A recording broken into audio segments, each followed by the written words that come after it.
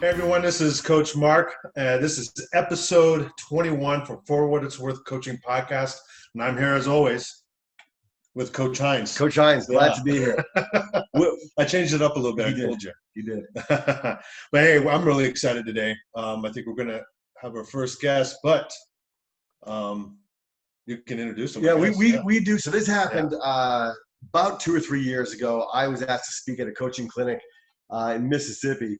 And I don't remember, Cory, if it was a private message or just right there on Twitter. But I remember seeing the blue check. And as you can see with the shirt, and I'm very proud to say I've always been a diehard Cowboys fan. So when I get a message on Twitter from, and I'm being serious here, the Cory Proctor, I was like a 13-year-old schoolgirl. And I remember chatting on the phone with you, I think, after a day or two of just connecting on Twitter. And you and I were making jokes about the Dumb and Dumber, like, did we just become best friends, or whatever that movie is. Yeah. But Nat, there's only one Dumb and Dumber, and that was both were your roles, right? Yeah, exactly. I played both those roles. I remember walking, Cory, in the Dallas-Fort Worth airport, and by the grace of God, I was trying to catch my connecting flight, and I'm walking in the opposite direction with a sea of people. And neither Coach Tighe or I are small. But I saw this hulking figure walking towards me, and I recognized you right away. So I had a chance to talk to you in the airport. We shared a rental car together, which I think the car was half the size of both of us. But it's when you meet someone that you've been a fan of for years and watch them play, it was a humbling thing. And then I got to meet you, and I was like, this guy's a fool. No, it's in all seriousness, you without making you feel too good, it was so awesome for me to meet someone, as I said, I had watched play football for years at the highest level for the Dallas Cowboys, and to meet you and to realize that you are just another just a great man, great Christian, great person who has no arrogance about you, just a passion for life. It was such a blessing to meet you and to stay connected with you. So that was kind of a long-winded introduction. Yeah, I was going to say we're almost out of time. But so we appreciate you being our first guest. And we'll have it on record before we reach our millionth viewer. We have Cory Proctor on our show. Yeah. Yes. Yeah. So in a moment, we're going to have you introduce yourself a little bit. But before that, just kind of get the blood flowing a little bit, we want to do a rapid fire. Oh, wait. Before we do that, I want to there's a big elephant in the room, and I just want to make sure that everybody knows that I am not a Dallas Cowboy fan. Can you believe this? Oh, man. Right? Wait, Yeah. It's beautiful. What are you talking about? It pains my heart, Cory. You think you know someone, and you let them into your house, and then you find out. But you got to say, that was probably the best rivalry in professional football. It was always fun to watch. You said elephant in the room, and I thought you were going to pull out like an actual elephant. Oh, that's awesome. So it pains me to have this next to me, but rapid fire here. There's no wrong answer, but we're going to give you less than 5 seconds to answer each question. Mm-hmm. I'll let Coach Tighe go first with the first one. And I got to read this chicken scratch. It's your favorite song. Just You Smile, Tim McGraw. Good song. Favorite TV show? Oh, shoot. What's the Heisenberg? What was that? Which one? Oh, I don't know. It was Breaking Bad. Breaking Bad, or lately Cobra Kai. Cobra Kai is a great one. Great one. I was hoping you were going to say The Office. Oh, that's all time. Yeah, sorry. It's just what's fresh in my mind. Exactly. Favorite lift? Favorite lift? Well, because I was always strongest at deadlift. That's where I'm at. And do you still deadlift, obviously? Oh, yeah. Fantastic. Love it. Jesus is a real deadlifter, though. Say that again? Jesus is a real deadlifter. Amen. Oh, yeah. Amen. I'm going to go ahead to your favorite brand of shoe or sneaker. I'm on Under Armour right now. I like that. All right. What do you – it's probably like size 14, 15? What are you at? 14. Jeepers, a big man. I'm only at 11. Rangers or Astros? Rangers. There you go. I like it. It's easy. Could you ever? Now I'm asking this question because my 25-year-old daughter is engaged. Great young man, great Christian. He happens to be a vegan. Could Cory Proctor ever be a vegan? No, never, never in 100 million years. Thank you. That brought us full circle to our conversation before we start recording about the invite to the next cookout, which is a weekly thing. With that, Kurt said you're a big smoker, so I would say pellets or real wood? Real wood.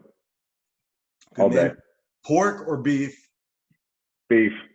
Beef. All right. And final rapid fire question. You go ahead. Favorite movie? Oh, favorite movie. Well, this is rapid fire on that one. Forrest Gump. Oh, all right. That's a good one. Good deal. That's quotable movie of all time. Good. This is our first time having a guest, so we haven't even discussed this yet. But I'm giving the rapid fire answers an A-. A-? Yeah. I mean, you were good. You were precise. You didn't throw in the office there, so I don't know. I get it. I stumbled. I hesitated. Okay. That's right. That's right. So this next part of the interview here, Cory, the podcast, there's no rapid anything to this. We want to dive deep, for our listeners. Who is Cory Proctor? Who are you in your own words? We know before you and I met, I knew Cory Proctor only as a center for the Dallas Cowboys, which is impressive enough for me. But who is Cory Proctor for the people listening?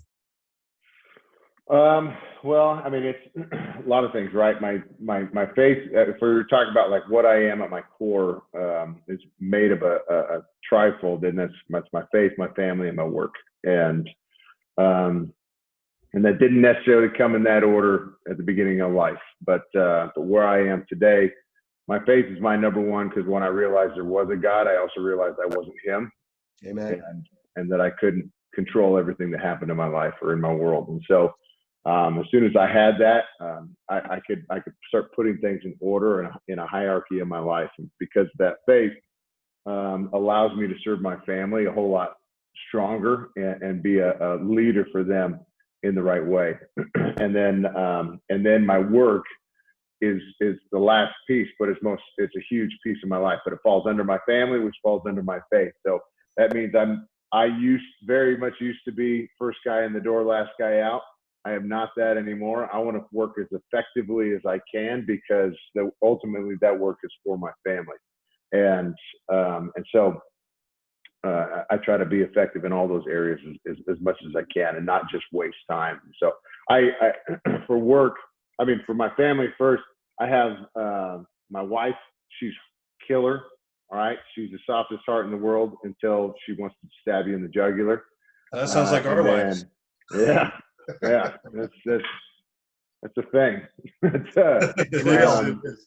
We have 2 kids. We have a 5-year-old girl who's crazy. Her name's Grace. You see a little bit. That's Grace. Oh. And then we have Hank right here. He's a 9-month-old right now, and this dude is hilarious. But Grace is awesome because I take her to the weight room just in case that she needs to rip the throat out of some dude that tries to rub up on her. Love that. Right, and then this guy is just crazy happy all the time right now. And so those are our kids. It's awesome. My full time, I run my financial company right now, Pro Capital Wealth Management, as an independent wealth financial advisor. And so that's my full time. I love that because it gives me an opportunity to get intimate. That was something God kind of showed me I became extremely proficient with when I had blessed like crazy, having a great income playing ball, right? And so thank God I had somebody who could help me steward that in the right way. And I peppered her to death with questions, so she had to learn me up really fast. But it's really great because you can get intimate with people right away, get real with them right away. Because I don't like to beat around the bush a whole lot. I like to go super direct in what we're talking about. So, but on the side, I do a lot of speaking gigs. This coronavirus has tampered that a little bit. So it's a lot of these online, right? Yep. So we're used to that right now. But that's something that came from my faith in a big way before, where before I was a guy with a lot of great qualities, where when I got into my faith and got in alignment with God, all of a sudden I became a massive consumer, and now I became an overflowing cup, and you just happened to be the poor sucker that was getting it all.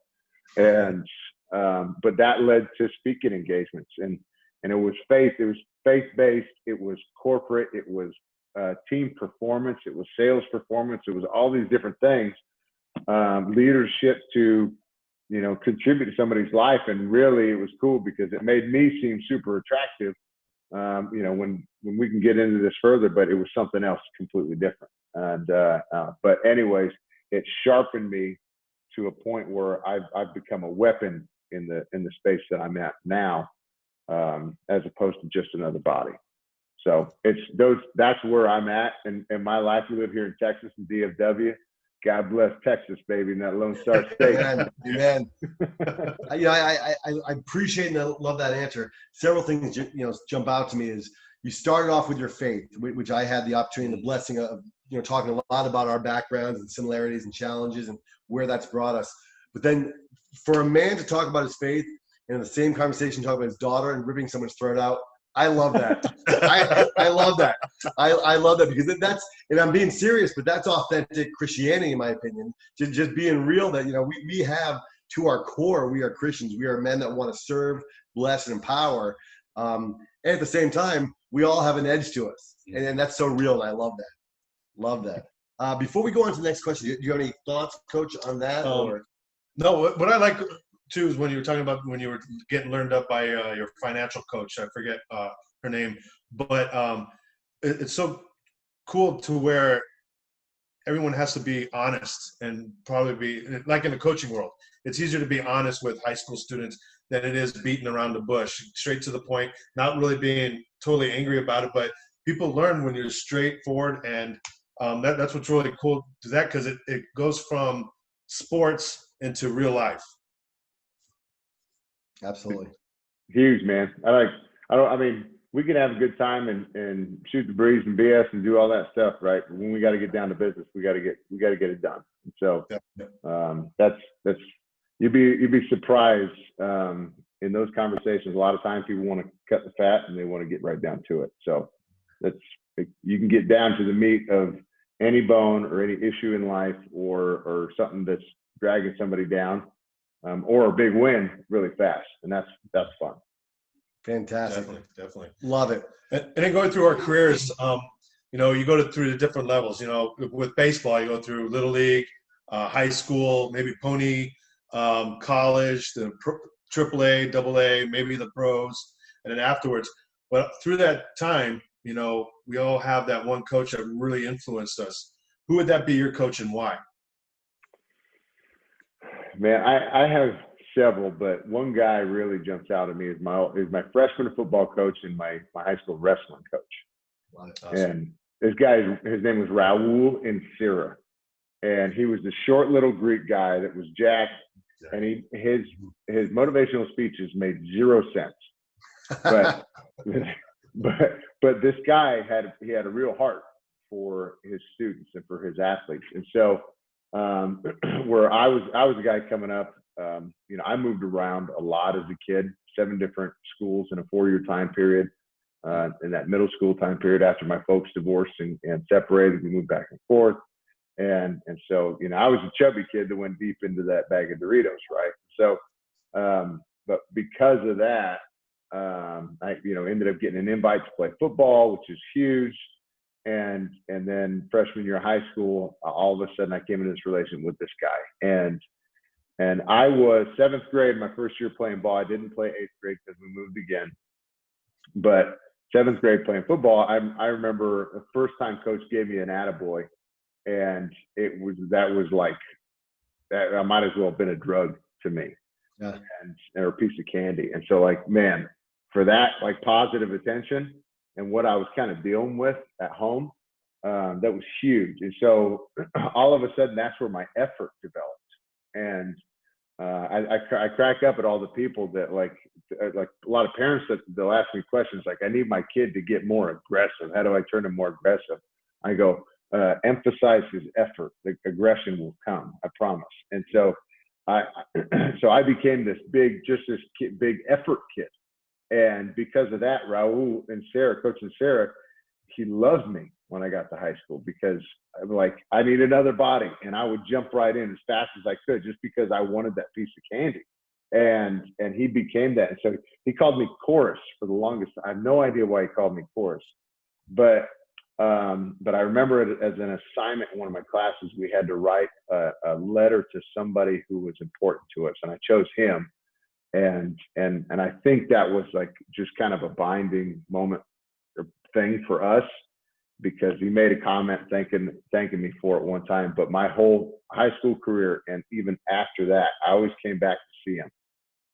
And he just passed at the beginning of this year. And so I go, oh yeah, and this guy, but he was the best ever. So all of a sudden I started getting all these messages from former wrestlers, football players, other athletes, or other people I went to school with. And this was a guy, I mean, even I remember it was rough, right? It's amazing I still like holidays, but I remember even during winter break when we still had wrestling practice, for some reason, the fighting had got to me.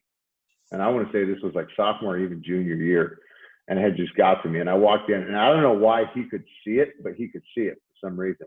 And so he brought me in his office, and I got, without even words, I just started breaking down crying. And the guy, and it's not like he could figure everything out, right? But he just sat there and talked to me about my parents for a while, and he tried to give me some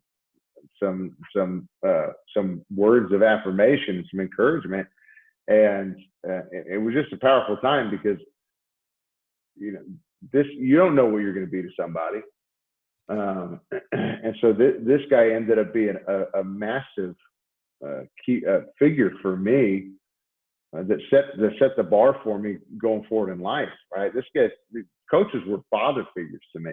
This wasn't. And I know it's more or less with a lot of different guys, but they were father figures to me. And so that was totally a father figure to me, and how he treated everybody set the tone for how I did. You know what I love about that, and I'm glad Coach Tighe asked that question because you and I spoke briefly about this years ago, and it's something I never forgot. It's important. Two things I want to share, Cory, really with our listeners, is good or bad. I think a lot of people look at you, as I did, as Cory Proctor, the NFL football player. And there's obviously so much more to you than that. As you mentioned, when we asked you who Cory Proctor is, you didn't tell us where you played high school football. You didn't tell us about any championship plaques or rings where you played college football. You didn't even mention is it 3 teams you played for in the NFL? Mm-hmm. The Dolphins, obviously the Cowboys, and the third one, the Lions. Detroit, yeah. Detroit. Obviously the Cowboys being your favorite. Yeah, 100%. All right, thank you. But I think it's important because a friend of mine who also coaches here in San Diego had mentioned 2 or 3 years ago. He and I were chatting, and he's coached over in Europe. He's coached at some private schools, some public schools, and he had an aha moment when he realized that he wasn't finding joy as a coach in chasing logos. And he always thought the higher level, the bigger school, the better logo, not just the look of it, but the more notoriety, the happier he'd be. And this is not a knock on any of your collegiate or professional coaches, but when asked for the listeners who your favorite coach was, you went right back to your freshman coach. The man who had the most impact in your life. And I'm sure you were impacted in a positive way by many. But for our listeners, you can be a freshman football coach or baseball coach or water polo or 6th grade or whatever. If you care for, and as you mentioned, are there to listen and be there and love your players, you're going to make a difference. You're going to change someone's life. I love that. That gets me fired up. And I'm sorry, I do want to get to our next question, but sorry about his passing. Were you able? Was he still local? Were you able to go to the funeral services or? No, it sucked. I was trying to beat down the door to figure out when the services was, so it couldn't get any information on it, and so ended up just getting pieces of all these people he touched, and then a ton of old photos from him. Okay. And so those were really cool. So that was neat. And actually, I gotta show you. I mean, this is I know we're just kind of random that Oh, I'll do here, but I got. You know what? While you're looking for that picture, what I really like the most too is when a coach pours in all their heart and their blood and sweat and tears with you. It gets reciprocated by the player, and that, as a coach, especially in high school, when you get it reciprocated back, and you're like, "Oh, I'm touching this kid," it puts another fire inside of you as a coach, and you want to do better for them. Absolutely, absolutely. This guy's this is an old picture of him. Oh yeah, he looks like a football coach. Well, I said Greco-Roman wrestler. I don't care how short he is. I That's fantastic. That's fantastic. Now, before we go on to the next question, I do want to not call you out on something, but you used a past tense. You said when you were a fat kid. Are you claiming now you've got a six-pack? Listen. I'm like, I say it like as I'm going to not be a fat kid. You and me both. You and me both. I will tell you, one of my, and I really in the 2 or 3 days we had together in Mississippi a few years ago, some conversations and times I'll never forget, but first time for me having catfish and the hush puppies, man, talk about a fat kid at heart. I could eat those things at heart till my heart stopped. Yeah. Damn, those things are good. We stopped in the most dump of a place ever. And like, oh yeah. And that was, we go in there and that was, oh my God. But those are some of the best places that you get that stuff. This is the most, they are. It's like all the trash is in the oil that they deep fry these things in. And, it was the best. It was, man, I'll tell you, if we could eat there and not get COVID, we can survive anything. It's but the greatest people, the best food, and a little hole in the wall place on the side of the road. Yep. It was awesome. Coach Tighe was talking. You touched on this a little bit, but so go into it as much as you want or not. But what do you feel is the most important role of a high school coach can have on a young man or a young woman? And as I mentioned, you touched on this a little bit. Yeah, I mean, the most important role is the impact that you have on their entire life, and so you think about where is the kid at? How do you want to inflict impact on somebody? You got to meet them where they're at. You got to meet the person at the place. That's why. So like, if I meet you and I sit here and try to tell you what to do all the time, you're not going to usually respect that. You're not going to come from that. But if I can relate to you in some way and offer an experience in that respect, the chances of it having an impact and carrying forward are a lot bigger. And so so when you think about these, especially adolescent kids going through this is a massive transition. They're going through puberty. They're having all sorts of feelings. This is a step and a segue into adulthood. And when you really think about it, how many people in the world are invited into adulthood? A man is invited into a boy into manhood, or a girl into womanhood. We don't get that. We don't think about that. We're going to practice. We're doing our thing. We're getting our homework done. We're going to work. We're getting things done. We're getting groceries or chores done. And we just boom, boom, boom, boom throughout the day. Right. And there's never a stop to be like, now you're a man. This day forward, this is what we're signifying is your manhood. And this is how we start executing that process. And this is where you start taking responsibility and full accountability for your life. And you start that process. Well, a coach is a massive segue in that process. And this is what I love talking about is like, that's why I love listening to your videos, right? Because if you want to be a man and you want to steward men, you got to call the boy into manhood.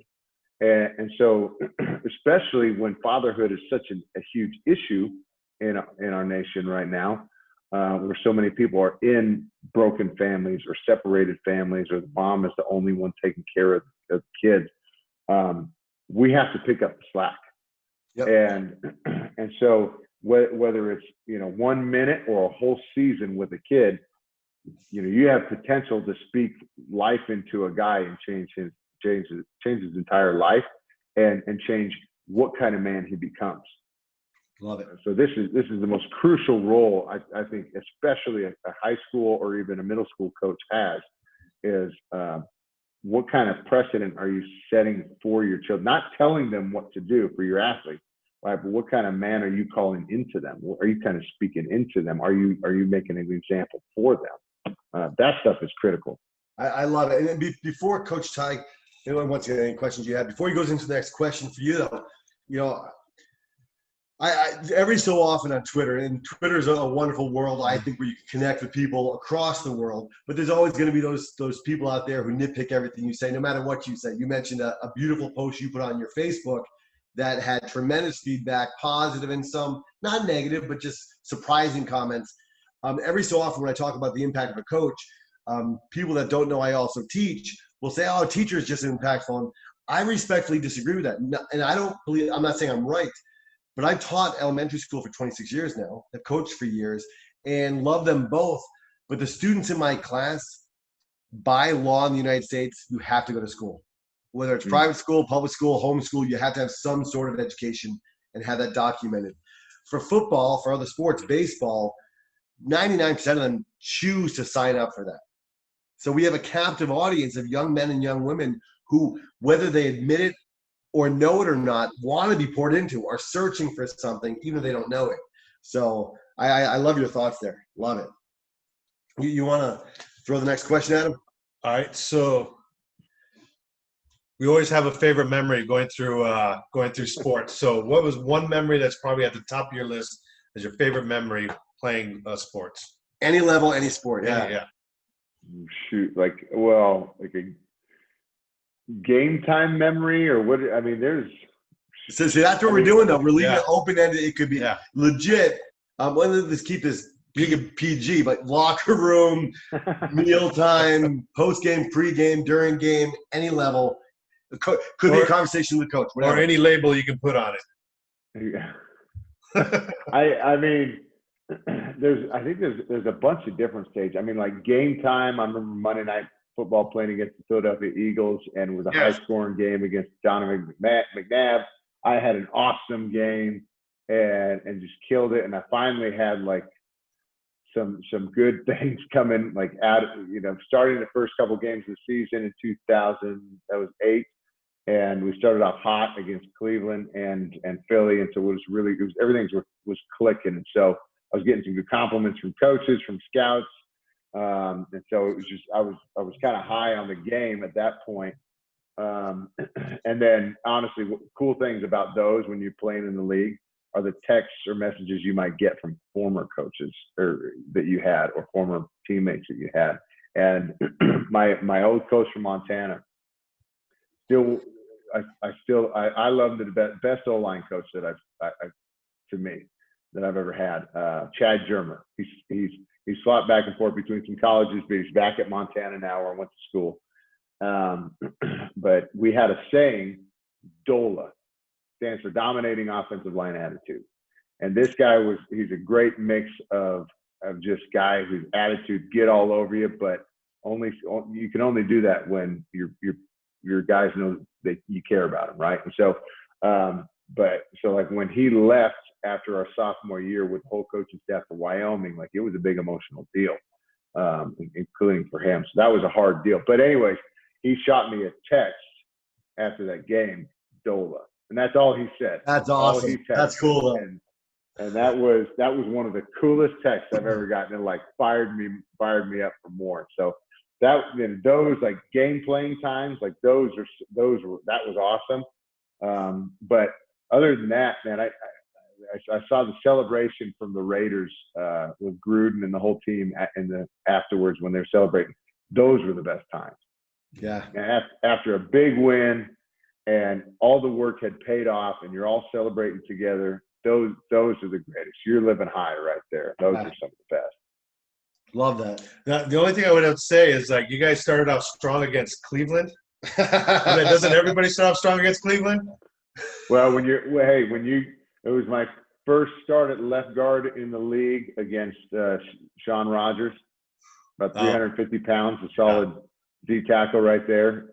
Yeah. Put him on his back on the goal line run. So nice. I'm gonna go off script here a little bit, but just curious. Weird. And I know you still work out all the time. I'm guessing you're probably around 280, 290. 285 right now. Come on, now, good. that wasn't bad. 280, That's 290. pretty solid. Yeah. What was your highest weight in high school, college, and the NFL? Well, shoot, my highest weight in high school was, probably 260. All right. I even got down to like 238 in wrestling, and I got that's pretty like light. wide receiver. Cheapers. What's that?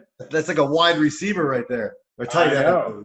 It was a weird thing. Like all of a sudden, I just wanted to see how low I could go, and so I was eating like dry bread for breakfast. It was weird, but I don't know. Yeah, I don't do that anymore. I promise. Well, you put some brisket on it. Yeah. College, my heavy, I hung around 290. Yeah.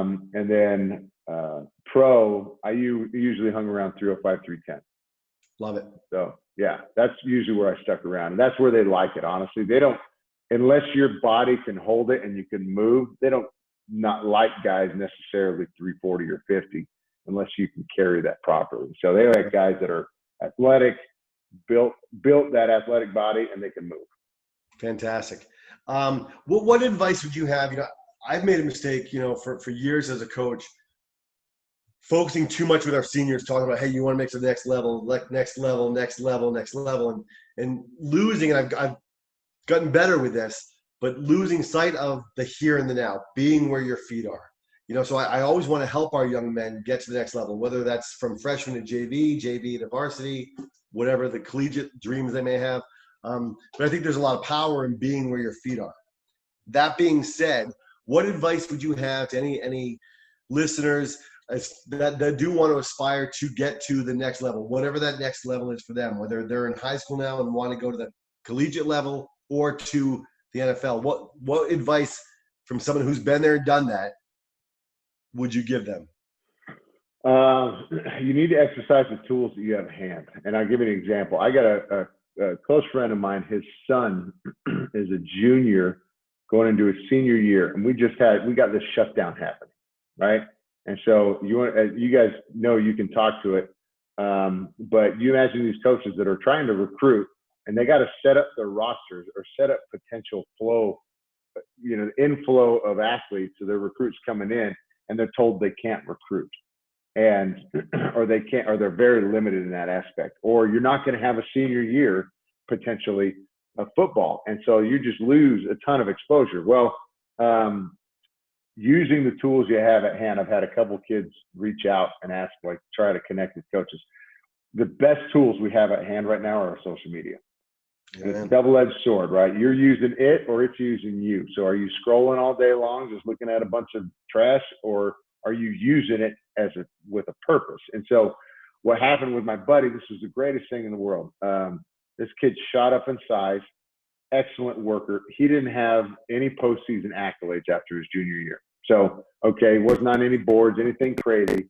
But what he did during this offseason, he went to a bunch of camps, but when the shutdown happened, he started posting almost daily on Twitter of all his workouts, his field work, his lifts, all his stuff, and actively started messaging coaches and searched them out. 1AA, D1, all different levels. And what's so wild about this, nobody else is doing this. I promise you, no one else is doing this. And his dad was helping him out, messaging for him on Twitter and his inbox and all these different things. But in this off season, he ended up having 4 scholarship offers from doing all that work. And he just committed to Bucknell going into his senior year. And so you talk about okay, if I'm a guy, I want to make it at the next level, I got to think like my coach. And if my coach is shut down and can't really reach out to a whole lot of people, can't do a whole lot, I need to reach out to him, right? Yeah. And I need to go make a relationship with him. I need to go talk to this guy, because guess what? The better relationship I have with you, the more you probably want to hang around me. And so the more you want to hang around me, the better chance of potentially offering me some sort of scholarship or help. And or at least looking at my stuff. And if you're a big old question mark, shoot, I need to eliminate that question mark somehow, and I need to put it out there and put a resume online for everybody to see. And that's exactly what he was posting his short shuttle drills, his bench, his L drills, all the combine stuff. And then he would post all of his field work too. So he's D lineman, DN, so he's working on all his pass rush drills, all these, everything that you would do in pre-practice going into Indy and all your Indy drills that you do, right? And so he's doing all this stuff, posting it out there for everybody to see. Because when I DM Coach and say, hey, Coach Hines, really honored to meet and connect with you.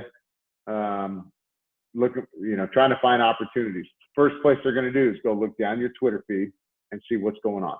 Yes, sir. Guess what? If they see a ton of videos and a ton of evidence of what you're doing and what you're working on, I'm going to want to talk potentially. So that's some of the best things you can do right now. It's practically get on there and start talking.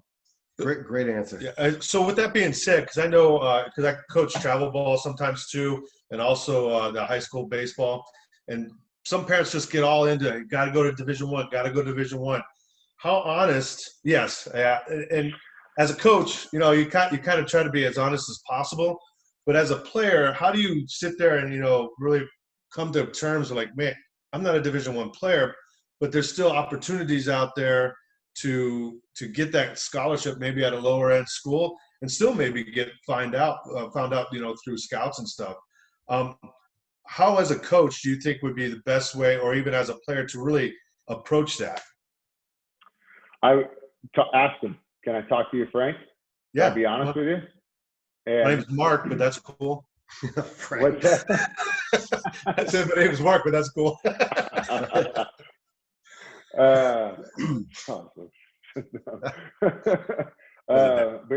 like that joke. And if I were talking to the kid or the athlete in the same way, ask the coach bluntly, like, hey, I would love to play D1, but I don't know where I fit fully, right? Now that would be a huge dream, but I just want to play ball. And so if we can have that sort of permission to speak freely with each other, you just gave a whole lot of leeway to say, like, man, I don't see it. Maybe another coach does, but I don't see it net. Yeah, and guess what?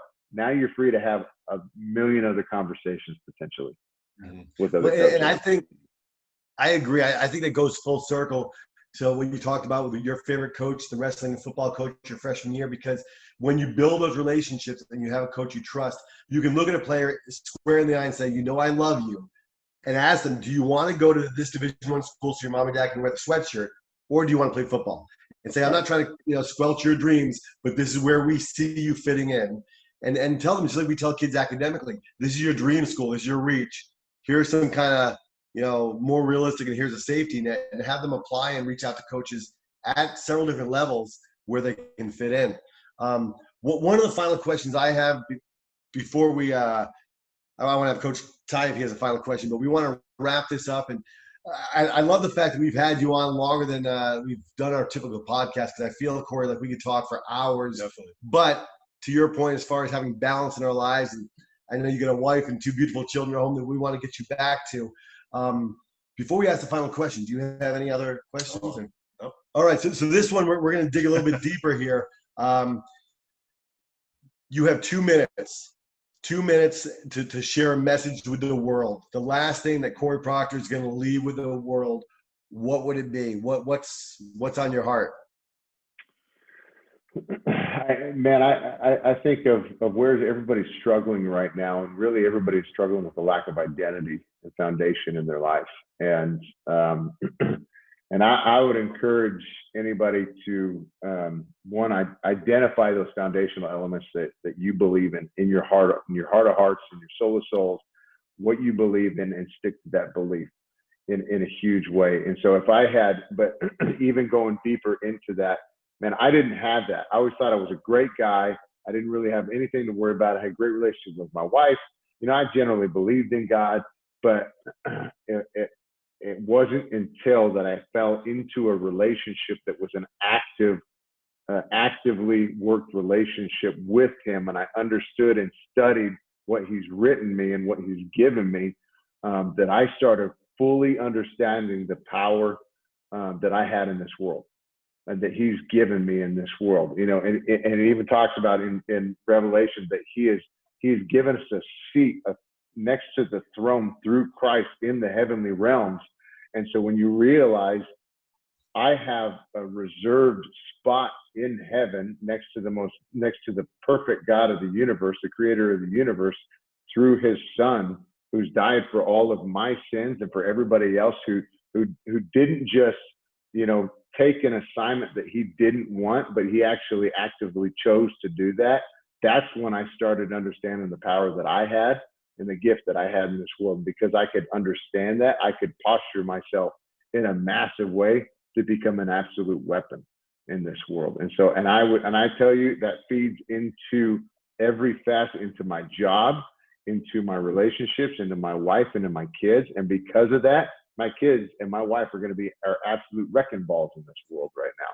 I can't wait. A lot of people are afraid for the children to grow up in this world. I can't wait for my children to grow up in this world, because they're going to be wrecking it. People are going to be following them like crazy, because we are desperate for somebody to take the ball and say, look at me, look, this is what I'm about. Come, let's go get to work. That's great. That legit. So we start. Right, I'm on fire right now. I legit want to run through a wall right now, because it's the conviction, it's the passion. Mm-hmm. It's just, man, you know, Cory, the world needs more Cory Proctors. I mean that from the bottom of my heart, really. I mean, we're blessed to have you on, brother. Mm-hmm. You're friggin' fantastic.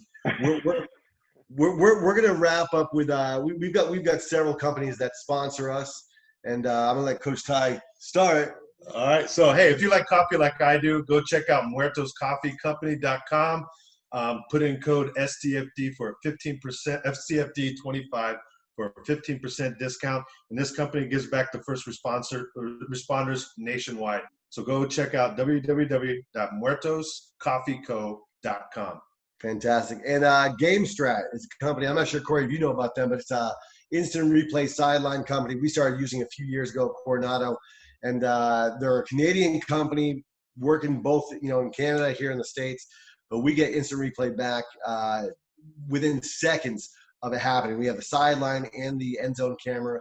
And instead of, as you know, Cory, waiting until Saturday morning for your film review and study with the coaches and being coached up and learned up, as you say, we get instant feedback and be able to show a player how they did so well or what they can improve upon. So if you haven't checked out GameStrat, check them out. And as always, you know, we always say, take it for what it's worth and Stay strong. appreciate you guys. Thanks, Cory. Cory, once again, God bless, man. You're awesome. Appreciate you. Thanks, guys.